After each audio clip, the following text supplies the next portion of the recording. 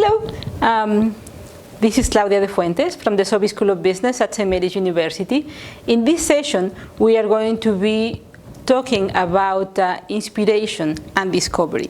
This is a very important phase of design thinking because discovery helps you build a solid foundation of your ideas.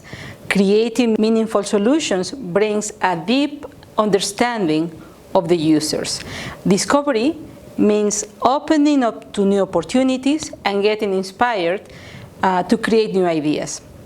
With the right preparation, this can be eye-opening and will give you a good understanding of your design challenge.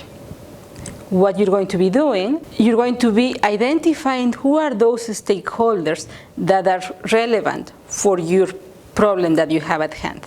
You're going to identify the core users.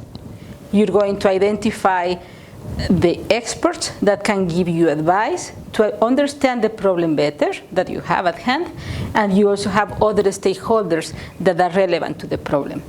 So, who are those core users? The core users are the people that you're going to be designing for. Those are the core individuals that you want to understand better, that you want to understand the behavior better, because at the end of the day, you're going to be designing a solution for them. So it's important to identify those core users, but within the core users, identifying who are the extreme users. Extreme users mean those people, either two things. Those people that adopt the solution early in the game, those are the ones that are really encouraged to test something new, to give you feedback. So you want to understand, you want to engage with them early in the game to get feedback fast from them.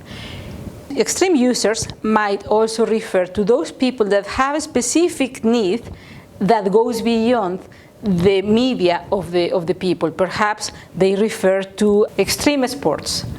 Perhaps they refer to children. Perhaps they refer to the older population. Perhaps they refer to some people that have above needs from the ones of the average population. For example, think about driving a car.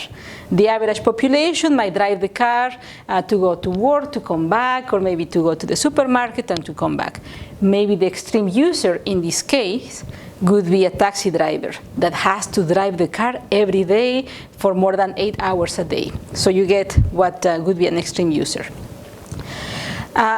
In this session, I want, after you identify who are your core users and your extreme users, you're going to be engaged in conducting secondary research. Secondary research is very important because, yes, design thinking is about human-centered design, but you also need to have a good understanding in terms of what does the problem mean, in terms of what has been done before, in terms of why is that a problem, right? So understanding the problem is all about understanding what can we do better to address the problem. So understanding the context is important. Understanding the history and data that can give you more information on the problem that you have at hand is essential for that. So I definitely recommend to conduct and to engage in secondary research before you go and conduct the interviews and primary research that you will need to conduct later. So many challenges can be thorny. That is why secondary research is essential and can be conducted online by accessing academic journals. You can also access reports from international organizations, from the government, and you can also perhaps engage into some identification of data that can be relevant to you. So a firm foundation of knowledge is the best place to begin with design thinking. Okay? So there's, according to the evidence-based management framework, there's 4 main sources of information, secondary information, that you will need to dig into. The first one refers to academic journals.